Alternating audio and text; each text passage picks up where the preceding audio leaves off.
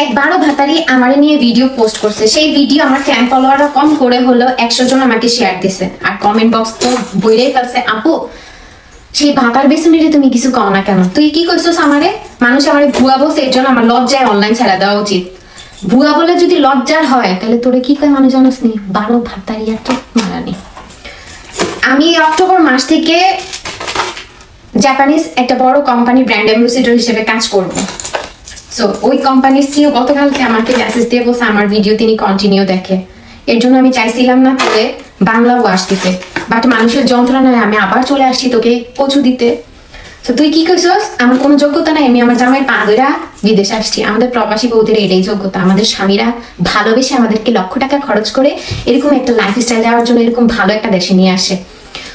তোর জীবনে তো 14 কোনো বিকল্প নাই। তুই নিজে এক 14 হাঙ্গাইলা, তোর জামাই 14 হাঙ্গাইলা, তোর মা 14 হাঙ্গাইলা, তোর বাপে 14 হাঙ্গাইলা, তারপরে আবার তুই বড় বড় কথা কস। তুই কি কইছস? আমার জামাই হচ্ছে আমার সুগার ডেডি। তুই তো সুগার মাম্মি।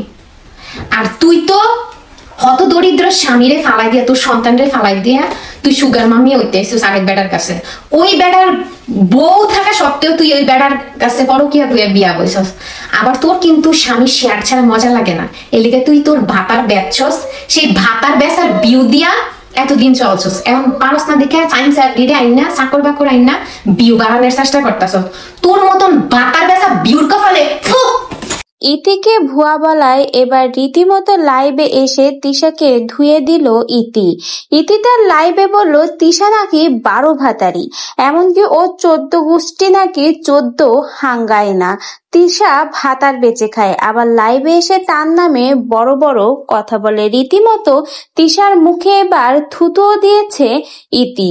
বলতে গেলে লাইভের মধ্যে চরম অপমান করে ছেড়েছে এবার ইতি তিশাকে।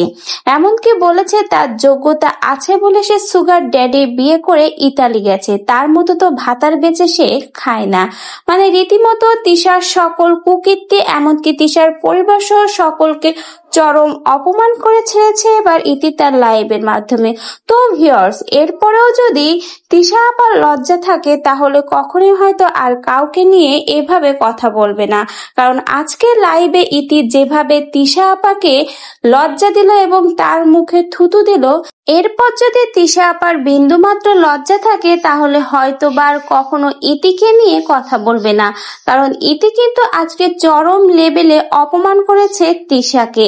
শুধু যে তিশাকে অপমান করেছে তেমনটা নয়, কিন্তু তিশা সহ তার পুরো পরিবারকেই কিন্তু 14 হাঙ্গাইলা বলেও অপমান করে ছেড়েছে।